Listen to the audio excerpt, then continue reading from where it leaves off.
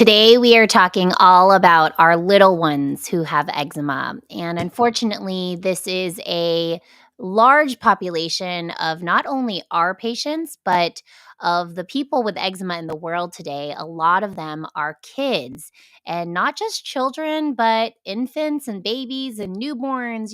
Right at the get go, we're seeing little people with eczema. So today, we're talking all about kids' eczema, and we're pointing out three hidden root causes that your pediatrician might miss, and the questions that your pediatrician should be asking.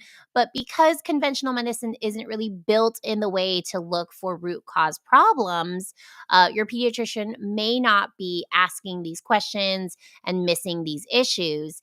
And then we're going to talk about, if you know the answers to these questions, how can that help your child to heal naturally?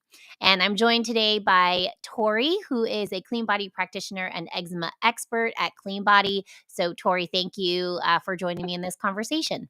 Of course. Hi. All right. So, we are going to be talking about why conventional meds don't actually cure eczema. How do we use the Cleanbody method and naturopathic medicine for natural root cause healing? The top three root causes of your child's eczema, my top tips to get you started on your child's healing journey, and ways to learn more and your next steps. Okay. So, we are going to be talking all about your little one today. So if you have a child with eczema, let's definitely tune in today, okay? All right. So we like to say at Cleanbody that there are some key root cause issues that are really at the root of eczema. Today we're going to point out three of those big root causes because those can be three of the biggest ones for kids. And we really like to address those root causes because conventional medicines really just silence the symptoms. They are really not dealing with the problems. And that's why you might find yourself just using these medications, and unfortunately, your child's eczema is not getting better, or maybe it gets better just when you're using the medications, and then when you stop, the eczema comes back. And then, even worse, maybe you're seeing side effects from these medications. And so, let's break down three of the top types of conventional medications you might see. And the first one is antibiotics. And this one might be used if you find yourself with a staph infection. And this is where, you're scratching so much, you got these open wounds, and then all of a sudden you get an infection on your skin. It starts to spread, it's oozing, it's weeping, and the doctor says, okay, we need to give you antibiotics. And they might start with some topical antibiotics, but if it becomes pretty widespread, they might give you, full body oral antibiotics. Now, this can be a problem because if you're basically with antibiotics killing off all the bugs there. It's not like the antibiotic is kind of selectively choosing just the staph. It is going to kill off good and bad bacteria. This is going to lead to gut imbalances. And unfortunately, which was our topic last time, this does drive yeast overgrowth. So if you're an adult who has ever taken antibiotics and then you end up getting a yeast infection, you kind of know what this is. So instead, you might get a yeast overgrowth on your skin. That could be malassezia, or in your gut, candida. And then also, this leads to a problem. A lot of people are getting antibiotic resistance now. So let's say you take an antibiotic and nothing happens, it just doesn't even work.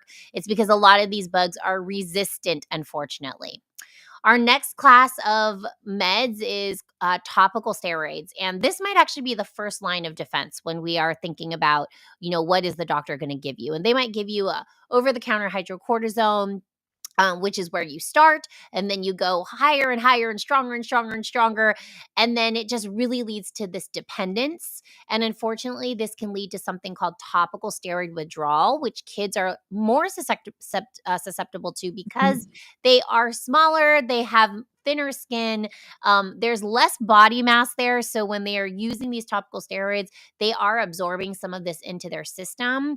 A steroid is a hormone in your body. And so this can be really detrimental to our little ones. This can weaken your skin barrier. So you might end up with very thin skin and, for short term relief, but potentially long-term consequences. So I really like to stay away from steroids for our little ones. And finally, we have immune suppressing drugs. These are kind of newer. I didn't have these around when I had eczema, back a decade ago. But these are like Dupixent. These are typically injectables. They do have some topical immune suppressing drugs as well too. These suppress the immune system, and they potentially work very well. So often the first line is topical steroids. If those don't work, then we go to the immune suppressing drugs. And unfortunately, these really don't resolve the root cause either, although they can maybe give some real relief for a little bit of time. But there are some serious side effects. So, for example, Dupixent, the side effects with Dupixent end up being eye problems. And I've even spoken to someone who tried only 1 or 2 shots of Dupixent, ended up almost 95% blind.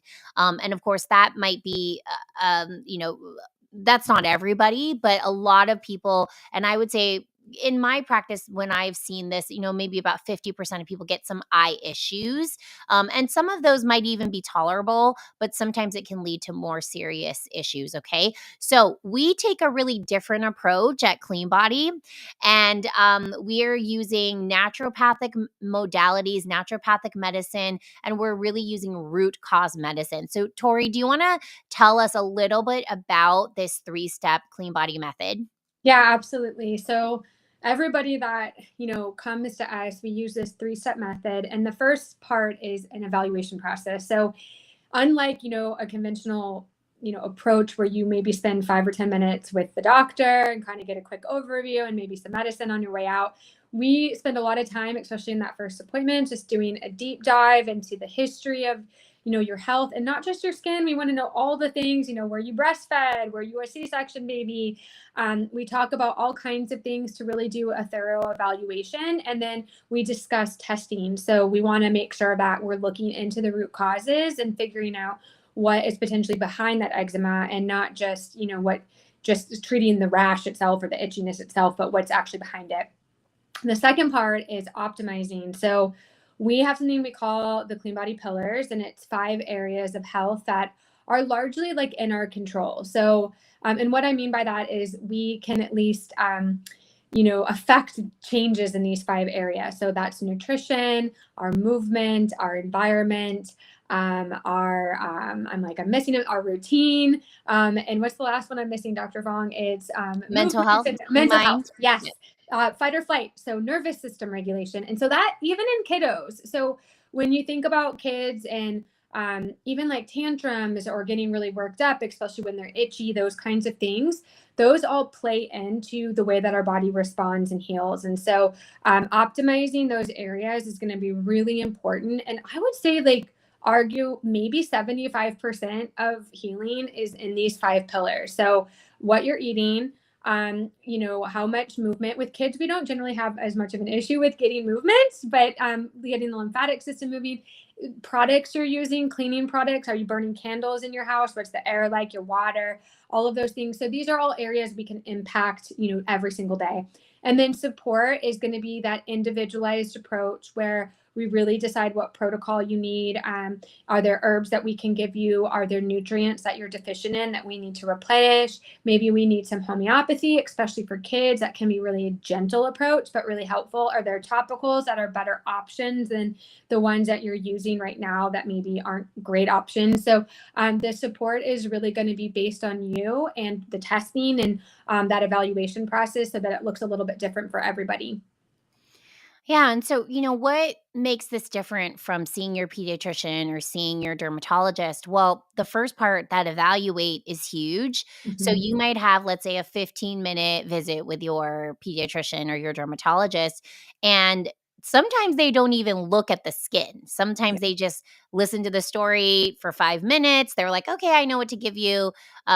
Use this hydrocortisone, or use triamcinolone or fluocinolone, and let me give you this antihistamine, to lower the allergy process. And they're not necessarily listening to the whole story. They're not asking a bunch of questions, and those are the questions we're going to dive deep into today. They're not thinking about the lifestyle, the diet, all Mhm. of that. As Tori said, can play a 75% role in your child's process of eczema. And then once we ask those right questions, now we can say, okay, what is the right treatment? And instead of a medication to suppress the symptoms, do we address those root cause issues, which we're going to talk about in a minute, instead of just suppressing those symptoms? And sometimes there can be a time and a place if a child has a very severe condition where we do need to suppress those symptoms while we're working on that underlying piece. But we have to work on the underlying piece in order to heal this eczema for good, okay? I was that child with eczema, so I was born with eczema, and I had eczema until I was 30 years old. So that's now 12 years that I've been free of eczema. And so, I have a heart for children with eczema. I know what it was like. It's why I'm a naturopathic doctor right now. It's why I wanted to go into medicine, okay? So the top 3 root causes of your child's eczema are gut imbalances, and this includes leaky gut and microbiome imbalances. And when you have these imbalances actually do show up on the skin. There is a gut-skin connection. Toxin overload, and we like to say your child has a funnel. So when your child's funnel overflows, eczema flares. And leaky skin. When the skin is leaky, it triggers itch. Okay, so let's break down gut imbalances. So, Tori, tell us a little bit about how these gut imbalances end up in our children, right? Because a lot of people ask me, well, my daughter was just born. Mm-hmm. How can she have a gut imbalance already? She Yeah. was just born. So Yep. tell us how that can be. Well, the first thing to think about would be, is your son or daughter a C-section baby? So the way that we actually start to develop that microbiome is actually going through the birth canal. So if your daughter or son missed that because they were a C-section baby, they missed an important part of getting that healthy bacteria. And it actually takes a couple of years to build up that microbiome. So it's not fully developed until the child's around 2 or 3 years old. And so those first couple of years are really crucial that we get that good bacteria. So that's one way, as a C-section birth. Another thing is sometimes women have antibiotic use during delivery. So that can actually impact the microbiome of the baby as well, because we're killing off bacteria maybe that shouldn't be there. And a lot of times that's through an IV. So it's getting passed to baby as well. So that's another thing to consider. Food sensitivities, even breastfeeding, whatever mom is eating, baby's getting exposure to. So there can be issues there, especially in that underdeveloped microbiome. And then yeast bacterial overgrowth or parasites, which you actually can pass on to your baby as well. So those are all things to think about. Is that, even as a newborn, some of these can be an issue, but certainly, into toddlerhood, we have exposures to all of these things. And then as we get older into elementary age and all of those things, exposures are even up from there, of course. So gut imbalances are really, I would say, 99.9% of cases have some level, maybe 100 would maybe even be better just to say, but gut imbalance is a huge aspect of eczema. Almost every single person, child and adult alike, that we come into contact with needs to work on that gut health as a part of healing. And so starting there is always the case. And it's just not the thing you're going to find at the pediatrician, because it's just a different way of thinking. It's just a different mode of looking at health is through that microbiome. Yeah, and parents will ask me, "Well, how did this happen right off the bat?" And Tori mentioned, well, first off, we as mothers are giving our children our microbiome. So if we don't have a good one, Yeah. and then second, if our child is born via C-section, if mom took antibiotics, all of that. So your child potentially is not entering this world in the most optimal fashion, potentially. And then maybe your child is being exposed with formula right at the get-go instead of breast milk, which has so many factors in the breast milk that actually promote gut health. So, we want to do some testing if we think that this is the case. And as Tori said, 99% of children have some gut issue, whether it's leaky gut or microbiome imbalance. and we need to do some testing. So we might do some stool testing. We might do some other types of tests, even urine tests that will tell us a little bit about the microbiome. We might even do food sensitivity, food allergy testing. And this really opens up like, okay, what are we dealing with, and gives us that confirmation. We also love to see, what are you feeding your child? So we're going to ask people to journal like their plates of their food. Like, what are they eating? Is your child eating, a ton of packaged food, a ton of sugar?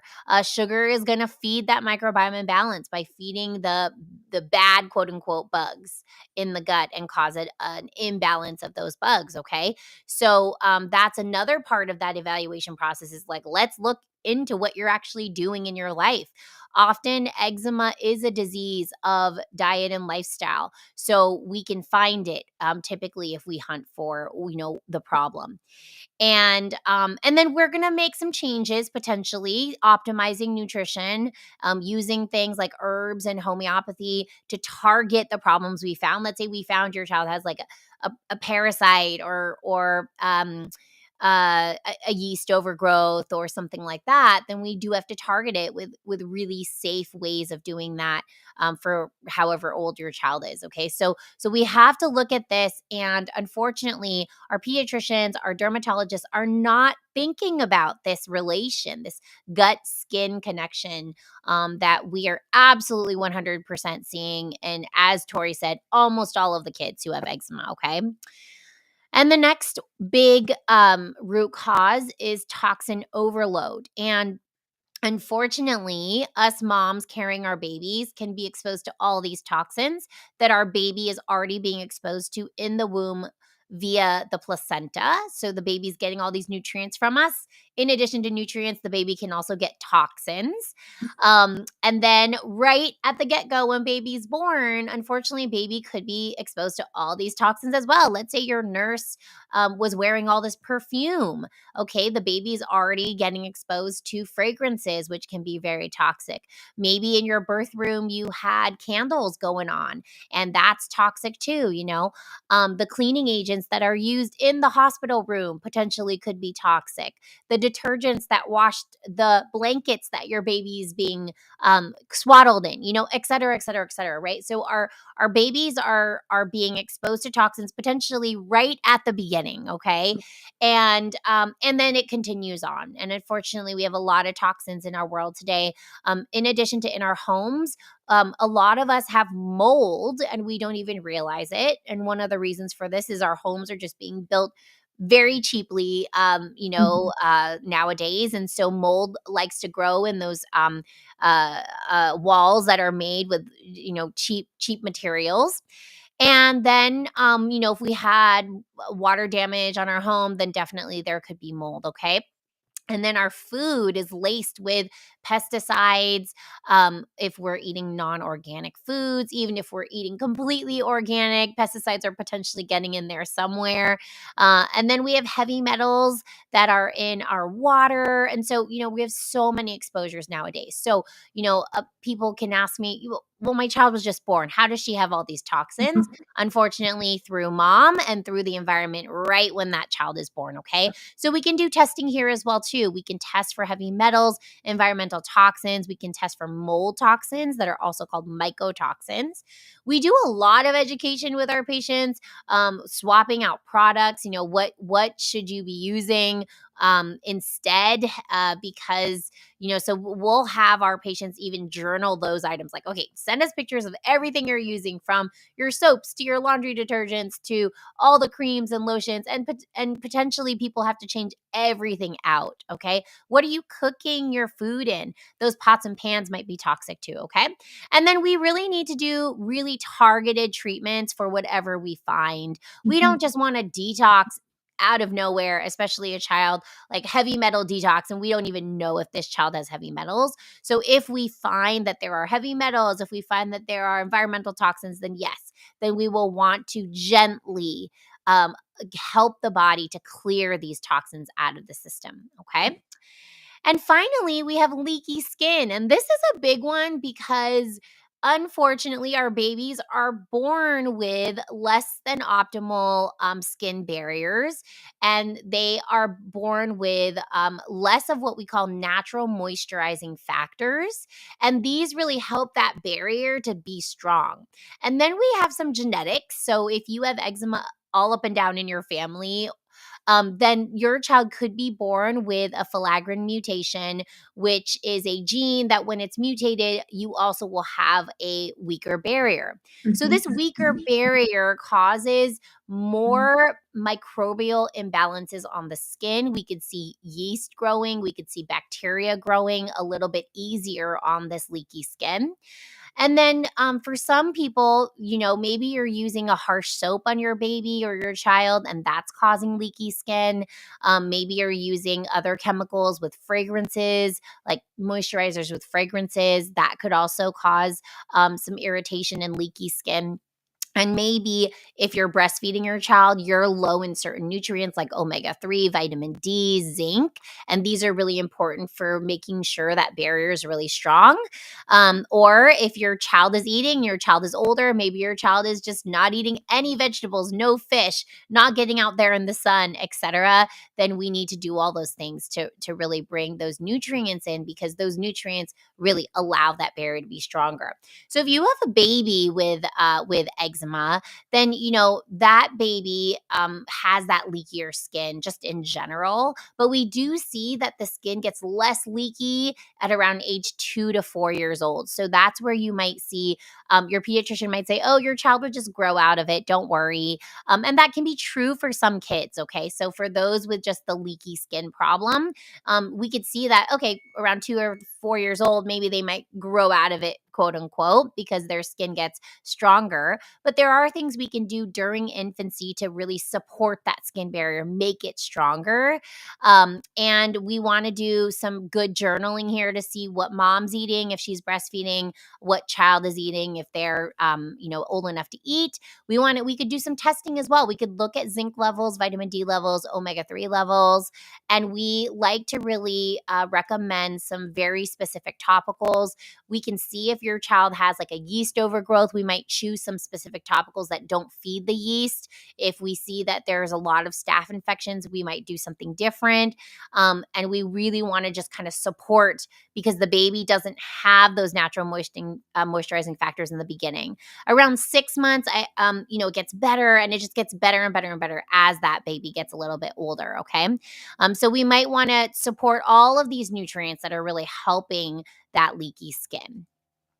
All right, so let's talk about the top tips to start. And we're just going to kind of briefly go over this today. We are going to dive deeper into this in our next live, which is in 2 weeks. And we're going to dive really deep, and we're going to really hold your hand. And what can you do? Like, what can you do right now? But, just to kind of start off with, Tori, just tell us what some of these top tips are where people can get started. And then if you want to dive deeper with us, make sure to follow us on Instagram, follow our podcast, because this becomes our podcast as well, and follow us on YouTube, and make sure to watch that next or listen to that next live and podcast, because we're going to dive into the tips. So Tori, tell us what the tips are.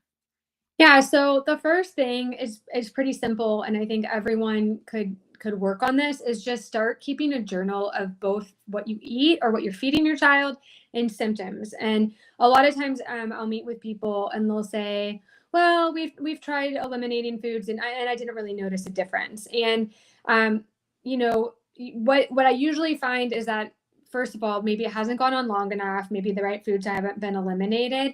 And not that eliminating foods is going to be the cure, but it certainly can help the symptoms. We still have to address what's going on beneath the surface. But just having a symptom journal that we can compare with the food could be really helpful. So that's the first one. And then processed food. If you are feeding your kid, goldfish for every snack, and everything that you give them is in a wrapper, that is a clue that you need to start looking at more like whole, real foods. And that can be a huge help alone, is just getting that processed food down, because so much stuff is in processed food, sugar and chemicals and food dyes and all of the things. So reducing that will help a ton. The other ones would be like hydration, especially water, not juice and milk and all of those things, but just proper hydration. And then cleaning products, I think, is a big one that people don't maybe think about, is just what are you cleaning your house with? What are you cleaning off the high chair with that your kid puts all of their food on and then picks it up and puts it right into their mouth? And so making sure those products are good. Movement, which is great, sweating if your child can tolerate it. I know sometimes with eczema, sweating can be pretty painful. So if your child's in a place that they can sweat, we really would like that because that helps our detox pathways. And then gut healing food. So if you can do things like the sauerkraut and fermented foods, those aren't always a fit at the beginning of the journey. So please keep that in mind. If you do some of those and you feel like you notice your child is getting bloated or having discomfort, maybe something we need to wait. And we'll go further into that on our next call. But bone broth is an example of that. Ginger, turmeric, things that are anti-inflammatory. And then the nervous system, I think, is a huge piece we've touched on a few minutes back. Calming the nervous system, even in babies, I think is huge, just providing that comfort. Tantrums. I actually talked to a mom earlier today that talks about how her child gets into a panic when they're in the bathtub because it hurts the skin. And so that is a nervous system that it's really in fight or flight. So managing the nervous system and helping, get into a calm, restful state and good sleep. And then the topicals, which we've touched on a little bit, but the right topicals matter a whole lot. And some of the ones that you can just go to Target or Walmart and buy aren't really always the best options, just depending on what's going on with the skin. Yeah, and we'll dive deep into these topics even further in our next live and podcast. So definitely check that out. It'll be in 2 weeks on Thursday at 12:15, and we'll dive deeper into just kind of how do you actually do this and implement this into your life. And we have some clean skin topicals. It's a good place to start is hypochlorous acid. So we have Clean Skin Calm. That's a great one. And then we have Clean Skin Restore, which is a probiotic. So this kind of addresses that microbiome imbalance that we were talking about. And then for ointments or creams, I really like people to choose those very particularly based on their eczema, because you might be putting something on your baby or your child's skin that's actually exacerbating it. And because let's say there's a yeast problem and you're feeding that yeast with oils. Or let's say your baby might actually be allergic to coconut and you're putting coconut oil on your baby or your child. Okay. So I think these two recommendations here are great for kind of like everyone who has eczema. But that third part, which is how do you moisturize the skin for eczema kids, is kind of specific to whatever your presentation looks like. And we can go into that a little bit more in our next live podcast. We're going to break down a little bit more like where do you get started if you have a kid with eczema. And if you want to get started now, definitely download our free Eczema Docs Guide to Kids Eczema. You can download it at cleanbody.health/eczema tools. Again, cleanbody.health/eczema tools. And you can get all of our free guides there. We have a free guide on fungal eczema as well as kids eczema. If you're interested in working with us so that we can evaluate your child, we can help you with those topicals, but not only topicals, but we can help you dive even deeper. Like, how do we get to the root cause to clear this for good? The eczema evaluation is normally $97 until Saturday. If you are here at this live, you can use the code LiveKids1 and get $50 off, making that eczema evaluation only $47. And we also have a money back guarantee on that as well. Okay. And now we would love to open it up to questions. I do want to remind you that all of the information we spoke about on this live is for informational and educational purposes only. This is not medical advice, but if you do want to get advice from our team, then definitely think about booking that eczema evaluation, okay? So I am going to go back now and look at the questions that people had written here.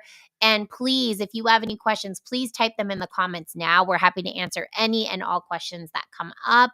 Somebody here said, my daughter is 19 and has had it since my husband passed 5 years ago.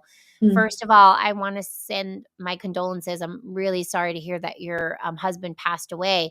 And the second is, I do want to actually point out here that yes, trauma and the clean mind aspect of things, that emotional component, can be huge in an eczema process. Okay.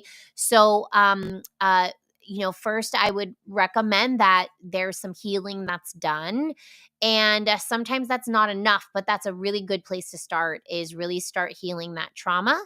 Some types of therapies I like are EMDR, that's eye movement desensitization, EMD and reprogramming. So EMDR. And then I also like this type of treatment called emotion code.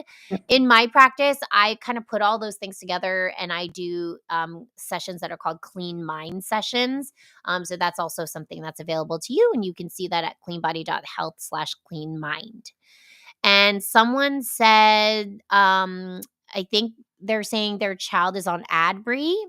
If that's true, Adbry is an injectable that is one of those immune suppressing drugs that we were talking about earlier.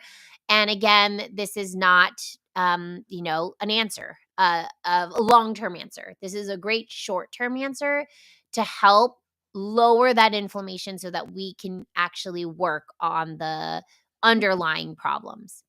Dr. Fong, what brand of lotion or cream do you recommend for a baby who is suffering from eczema? And again, as I mentioned, um, every person's eczema is going to be different. So we're going to use different creams, lotions, ointments, etc. But you can see a lot of my recommendations at cleanbody.health/products. And you can navigate to the skin and eczema section, and you can kind of see a lot of the lotions and creams that are very clean that I really like. Okay. My son only has a patch on his right of his eye. It itches him at times, but not a lot. Okay. Yeah, so it's hard to say without seeing a picture, without knowing more about the picture of the eczema, to give you, any help here. But there's a reason that that patch keeps coming up. So, and often it can be really weird. It can be something like eating eggs or something like that, or eating gluten, and you stop eating the gluten and boom, that patch goes away. So even with just that one little patch, sometimes that can actually grow into something much larger. So it's people will tell us, like, who have eczema all over now, oh, it started with a little patch and then it grew and then went here and then went here and then went here, and then all of a sudden it's like all over now. So we want to avoid that. So you want to figure out what the trigger is for that. So as Tori mentioned earlier, doing some really good journaling, like looking at when that patch gets worse, when it gets better, is a good idea. And see, okay, what did they eat right before? Sugar. Okay, sugar fed it. If sugar fed it, now the next question is, why did it feed it? Is it because this child has a yeast overgrowth? Is it, just the sugar itself, which is toxic in itself? So we need to figure that out. So that's why working with a team can be really helpful. But I would say, even if it's just that one spot, I would say don't just ignore it, right? Yeah.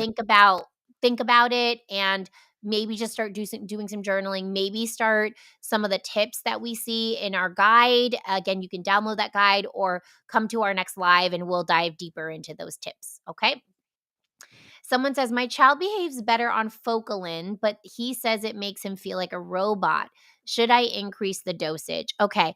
So, I can't tell you about dosing. You would have to talk to your prescribing physician in terms of the dosing for the Focalin. But what I will say is, it's just like those conventional medicines for eczema. This is, something that we would want to understand, is there a root cause that we can actually dive into? And there could be a root cause in the gut. First off, I know that we said that gut is the main issue for skin, but it actually can be one of the main issues for mental health imbalances as well. And Tori, maybe you can go into a little bit of that. Why does that occur? And what can Yeah. we see as root causes for a child who needs to be on Focalin? Yeah, so the gut and the brain are connected via the vagus nerve. So, think about how you can get butterflies in your stomach, or a nervous stomach. When you're nervous or excited, you kind of can feel it in your gut, or even the term gut feeling kind of originates from there.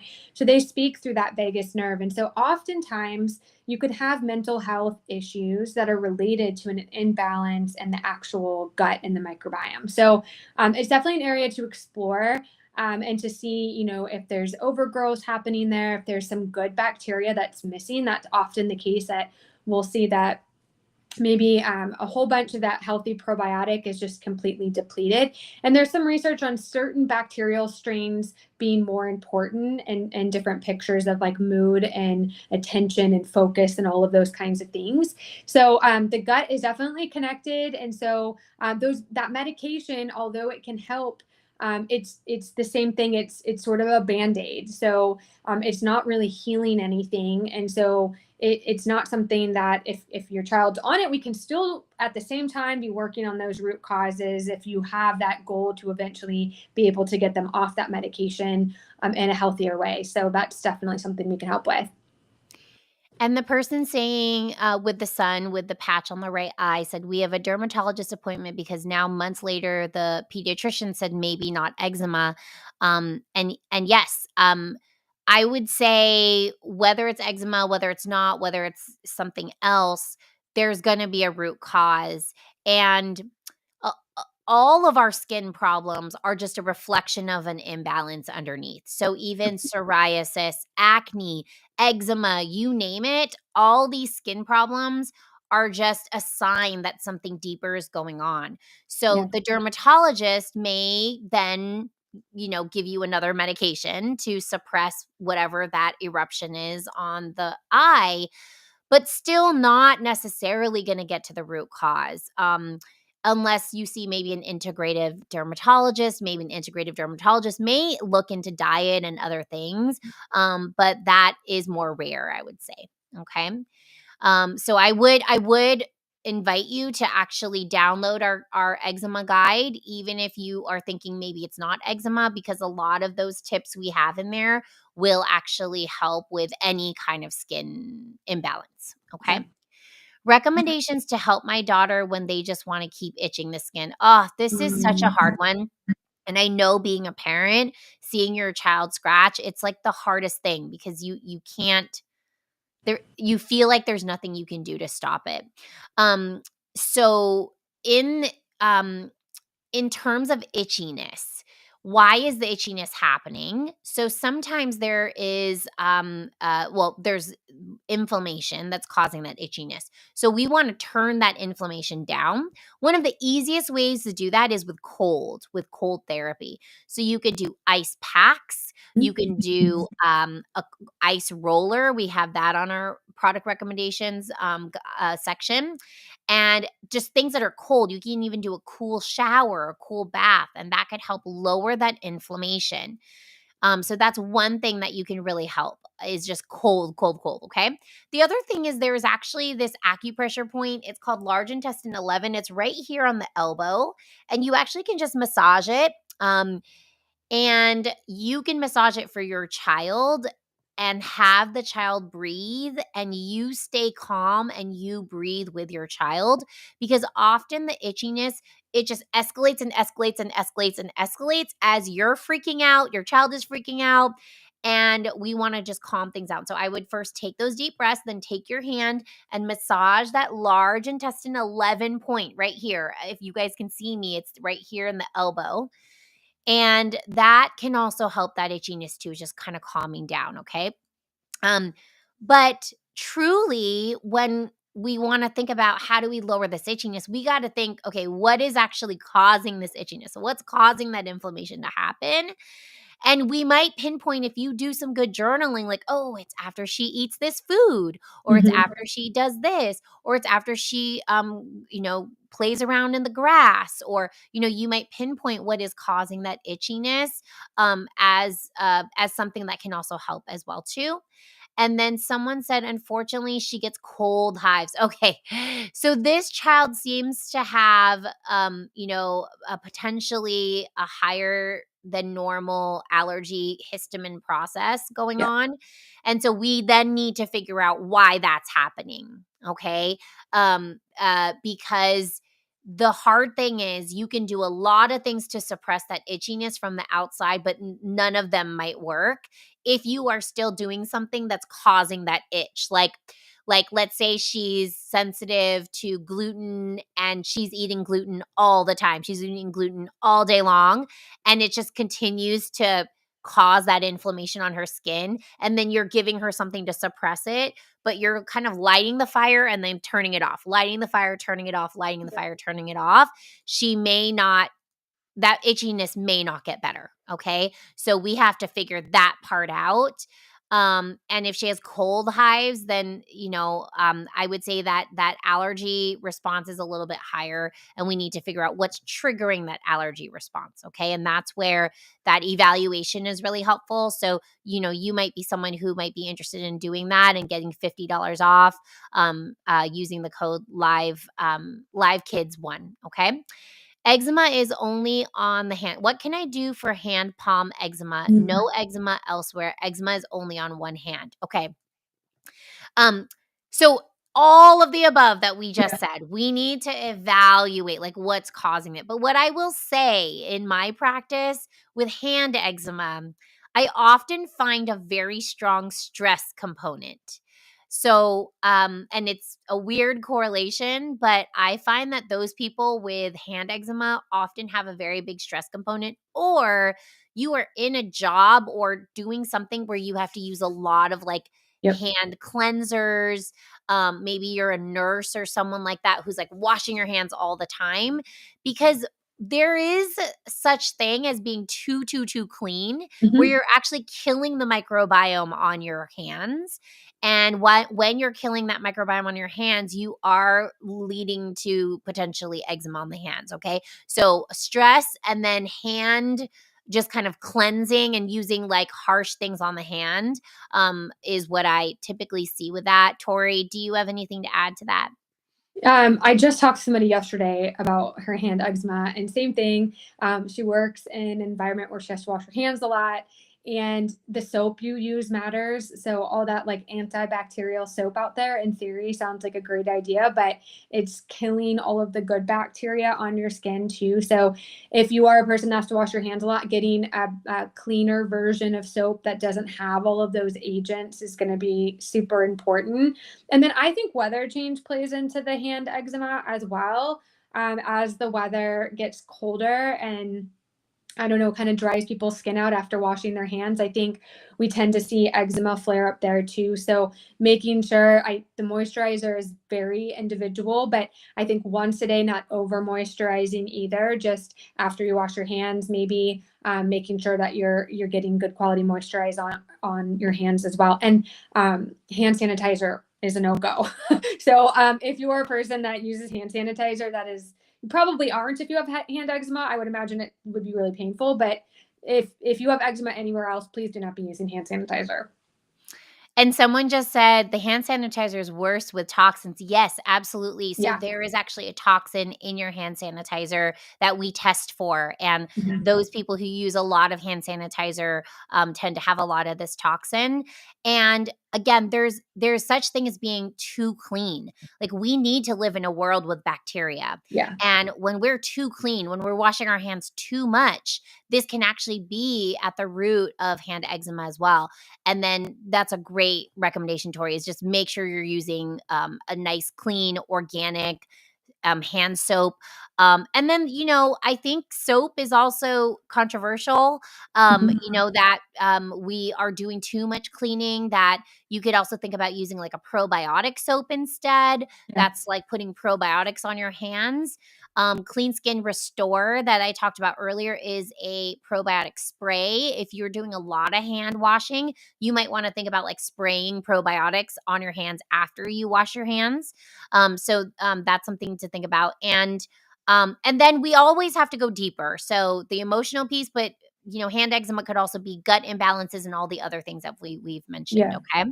And one more thing, Um, Dr. Fong, I just thought of rings, watches, oh, like whatever metals, like if you have anything like that on your hands, that could play into it as well that maybe you're not thinking about. So that's something to think about too. Like, what is actually touching your hands? Or like, I think of one client, Dr. Fong, that we've had with hairdressing. If you're like a hairdresser or your hands are touching a lot of chemicals, those kinds of things.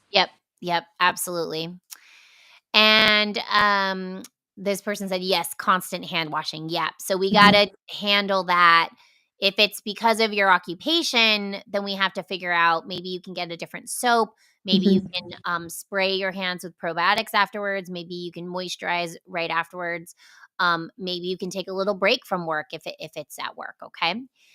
Someone says, mine always itches at a particular time at night while sleeping, mostly around 12. And you put 12 p.m., but I think you mean 12 a.m. And how can I help? Okay.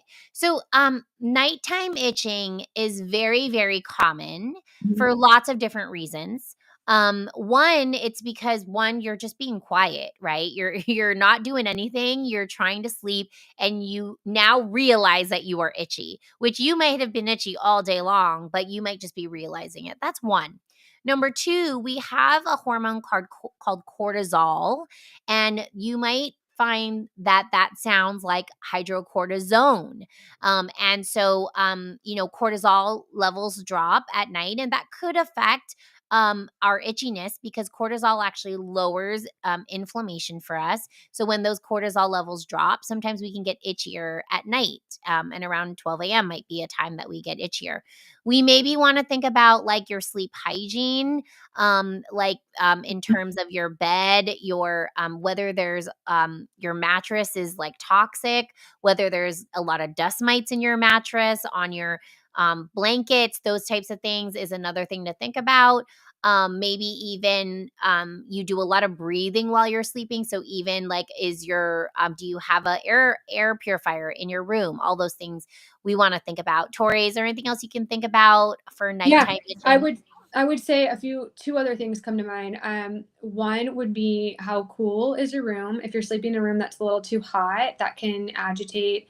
Also, the material of your sheets is a big deal. So if you don't have like 100% cotton or like bamboo sheets, think about that. And then what did you eat before? What was the last meal you ate before bed? So some people that have no issue going to bed at night, but then wake up in the middle of the night are actually having a glucose reaction. So it's related to the food that you've eaten before you went to bed. So I would evaluate what is the last thing you ate? Is it carbohydrates with no protein? How close to bedtime are you eating? Those kinds of things, because what you eat before bed actually has a huge impact on how well you sleep and the type of sleep that you get. So especially if it's always at midnight, you may just be going into a lighter stage of sleep and it's just enough for you to notice that you're itching and then it kind of wakes you up completely. So pay attention to those meals hours before that. Yep. And she said, sorry, meant 12 a.m. She's also always itching as soon as I take her socks off or pants, and she has eczema spots behind the knees and ankles. Yeah. It can be difficult because being in someone who had eczema, I know when it's covered, sometimes you kind of like forget it's itchy, or there's like something against your skin. So you kind of Mhm. forget and then you take it off, and then all of a sudden it just feels itchy because it's open. So again, I think what we need to do is find out why she's so itchy, like what's actually causing this inflammation, rather than worrying about all of the necessarily like all of like, okay, it happens after that. But those are good kind of tools for us to understand what we need to be looking at. But we really need to be getting to the root cause, right? Instead of thinking about like, oh, what topicals to put on. You are asking, how can we get in touch to work with you and discuss your 21? Okay, so your child is 21 months old. Okay. Yeah, so you guys can go to, if you're on Instagram, go to the link in my bio, book an eczema evaluation. Since you're attending this live, definitely use the code live kids 1, and that one will give you $50 off. The evaluation is normally $97, but it'll drop down to $47. So I would definitely recommend doing that just right now. That expires on Saturday. So if you want to just do that right now so that you get that discount, okay? And then, what are your thoughts on the new symbiotic Persephone and long-term use for toddlers? Yeah. So, I didn't know what this was. I actually just looked it up while Tori was talking. This looks like it's a probiotic and prebiotic combination. And so I guess they're terming that synbiotic. And in general, like, I mean, I think these are good things to consider, but sometimes, depending on the presentation of your eczema or the reasons behind the eczema, sometimes probiotics can tick it off. Yeah. So sometimes probiotics can tick it off, and you might see you take a probiotic, your eczema gets better. You might take a probiotic, it gets worse. Yeah. And we don't like to give necessarily supplements just blind. We like to do testing if possible. So we could run, instead of just taking that symbiotic supplement, you might want to run a stool test on your child so you can actually see which probiotics are low and which ones you might want to take. And maybe it's not that they need probiotics. Maybe they just have dysbiosis and they need something else, but it's not low probiotics. It's that they have too high of something else, right? So, Tori, I don't know if you have anything else to add there. Yeah, and I would say one of the biggest things that I find is a lot of people are just grabbing probiotics, which makes sense. There's a lot of marketing out there for a variety of probiotic companies, but a lot of them cause histamine issues. So with eczema, we often see high histamine and issues with histamine, kind of like the person earlier saying that their daughter gets hives and things. So if you're constantly giving your child strands of bacteria that produce more histamine in their gut, then they're actually going to get itchier and flare up more. So it's actually going to be counterproductive. So there are some strands that have less histamine response and some strands that have more. So this is all reason to work with a practitioner, because you wouldn't know that without, knowing what, symptoms to look for, looking at, a stool test, those kinds of things on which ones might be helpful. So, definitely think about a stool test and an eczema evaluation, just so that if that is an option to take or not. Yep, absolutely. All right. If anyone has any other questions, please go ahead and type them into the chat box now. Thank you so much for joining us. If you want to listen to this live, I'm actually going to post it on my story for the next 24 hours, and you can get the link from there. But we are also going to release this as a podcast next Tuesday. So definitely just follow my podcast Live with the Eczema Doc if you want to listen to this whole thing and you maybe just came at the end. Okay. And then thank you. Sorry for all the questions, but do you entertain payments through FSA? Maybe that's supposed to say accept payments through FSA. Yes, we do. So we we can entertain them, or Yeah. we do accept them. So we accept FSA and HSA. We are a medical practice, but depending on where you live, that could play a role in whether that would work for you or not. Because in some states we would be able to code for medical or for me it would be medical, and then for Tori it would be like medical nutrition, and then you would have to see. But yes, in general we do accept FSA, HSA. We do also help you bill insurance if you live in certain states as well too. Okay. All right. And thank you so much, everyone, for joining. And if you do find that you have any other questions, I am open book here. So you can always DM me on my Instagram, and I'm happy to answer all of those for you. Okay. Otherwise, we will see you in 2 weeks. All right. Bye, everyone. Thank you.